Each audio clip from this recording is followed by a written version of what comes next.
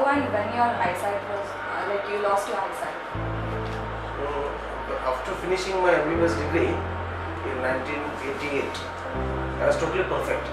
Then I was preparing for post-graduation examination entrance. At that time, in the month of August 1988, I met with an accident where alkali injury happened. That is, the Nirma powder went into one of the eyes, and that gave rise to some allergic reaction and a rare disease called Moran's ulcer. And within 1 year, I lost both the eyes. And in the meantime, I studied for the PG exams and I got the seat also, MS Ortho. That was with one eye. I joined the course, but I could not continue because second eye got affected and I had to discontinue within 9 months. So by August 1989, I was totally blind. How did you face life when you lost your eyesight, and what motivated to continue your professional life? So this, as I told, this was a rare disease, and by that time I had studied everything about this disease. So I was mentally prepared to face this as a challenge.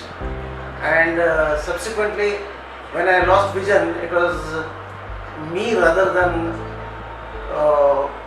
more than me, my family members. They were nervous. So it was a tough time to control them, satisfy them, and tell that there is nothing I can continue my career without eyes also.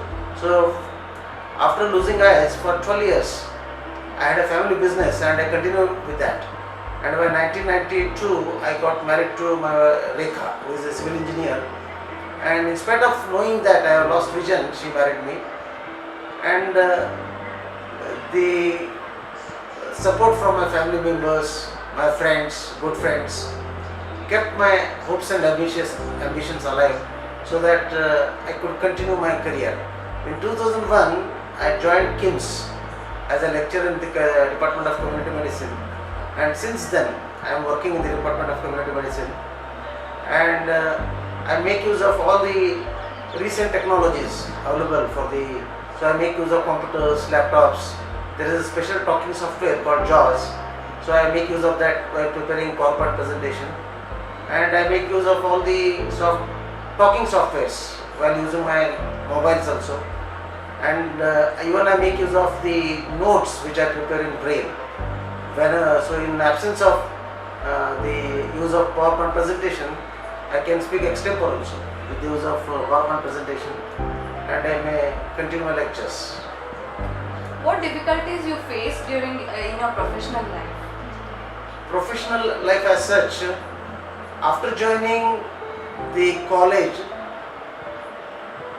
the problems were more before joining the college, because getting a job itself was a big challenge, because many of our own colleagues, you can say, I don't want to name them, they raise questions as how you can perform in the medical college, how you can teach. But subsequently, when I joined, I started performing, they felt that they were wrong in their thinking. So after that, I could continue my teaching profession efficiently. So of course, initially there were problems like any other visually challenged person faces, like the problem of mobility, the problem of escorting. So I could overcome that with the help of my college colleagues. Especially I should thank my students who are immensely helpful in my day-to-day activities. And now at present I don't face any problem as such, because I am accustomed to the environment of the college. I can handle the classes alone, I can move alone in the premises of my college, not outside but inside the college itself. So no problem with the management in my own college. I heard that apart from your professional life, you even get involved in social activities. Could you share about that? Yeah. As I'm a doctor, I'm into medical associations. So there are two important associations in Hubli called General Practitioner Association and Indian Medical Association.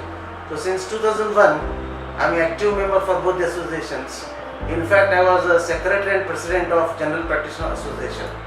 So I am active member of Indian Medical Association and involved in many more activities like CMEs organized by these IMA and GPA. And one important thing is, since I am a visually challenged, I feel it is our responsibility. Society has done so much for us. I think we should do something for this society. So with that intention, I have started, not exactly me, a group of like-minded person in our KIMS college. We started a association called Asha Kirana. So it is working since 2007 and it is working for the overall welfare of Divyang persons. Conduct rallies with a blindfolded walk so that the people should feel that darkness for a moment and they should come to know what are the challenges faced by the visually challenged persons. And 3rd of December every year we observe International Day for Persons with Disabilities, and this year also we are doing that. And our association not only works for the welfare of Divyang persons, their overall development, we also recognize the contributions made by Divyang persons and the associations working for them. So this year we are inviting some visually challenged teachers who are teaching in the field of music. So this year we are also inviting VIP singers who are visually challenged. And one girl is from Dharwad is there, Shakti. She is a flute. She recites flute. So this 3rd December we are doing that. So every year we have got a theme. Last year we honored some shooters, 6 shooters who are physically challenged, and they have done excellent work at the international level. So this is just to tell one example, and every year we do that, and we have been doing that for the last 13 years. That's really wonderful. And what other physical activities you undertake in your daily routine? The daily routine, since coming, I have come to this premises for the last 6 to 7 years only. In 2011 we shifted to this premises. So before coming here I was doing all the physical activities like running, jogging, and even I used to do swimming also. But it has become more comfortable now after coming to this apartment. So I will be doing I do gym work also. I go for swimming. I do everything. I am just like a normal person. I am totally independent. I don't need support except for physical escorting. Otherwise there is no problem. In my house I will be doing my laptop work. I prepare for the next day classes. I do PowerPoint presentations. So absolutely no problem. And my good friends are the TV, radios, and I got some electronic equipments like Daisy book reader, which helped me immensely in enhancing my knowledge. And you said you are a teacher in KIMS. Yes. So how well students respond? Yeah, students' response is absolutely good. Absolutely. They help me in my conducting all the classes. And in fact, actually, you should ask this question to students. They like me too much. They listen to my lectures. Okay. It's good. It's good. And it is a really matter of pride to be a teacher in the medical college.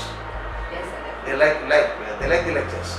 And whenever I get feedback, they tell you have told something extra which you are not knowing. So that's I think the best compliment a teacher can get. And you have been an inspiration to many. Like, what message would you like to give for physically challenged and the others? Physically challenged. Now, disabled are those persons who are unable to identify the ability in others. I think I took this problem of disability like that. So of late, I have stopped using the term disability. Instead, I make use of term Divyangs. So the one important message I would like to tell to Divyangs that don't lose hopes, don't lose hearts. Society is with you. And the situation about Divyangs about 20 to 30 years was entirely different. But the implementation of two important legislative measures, that is Persons with Disabilities Act and Rights of Persons with Disabilities. There is a paradigm shift in the way the people look at the Divyangs, and even the society looks at the Divyangs. So of late I have seen many Divyangs. They are posted at a very high level. Some have become IAS officers. Some of like me, they are excellent teachers. So, and some are working as a cleric in the clerical post. At least in the last 3 to 5 years, I have heard that at least 300 to 400 Divyang persons have got a job. And remember, the stigma and discrimination associated with Divyangs is still there. You cannot say. But it is only the government is what for us. And governments comes to our rescue. Once we get a job, the attitude of the people entirely changes towards looking at us. Remember, they are not burden to the society. On the contrary, they are the taxpayers. They are not the liabilities. They are the contributors to the society. Yes, definitely. If you want me to sum up my struggle about this disability, what I could not see with my eyes, I have seen enough without eyes. I think that is sufficient to sum up the whole Yes. problem. Thank you.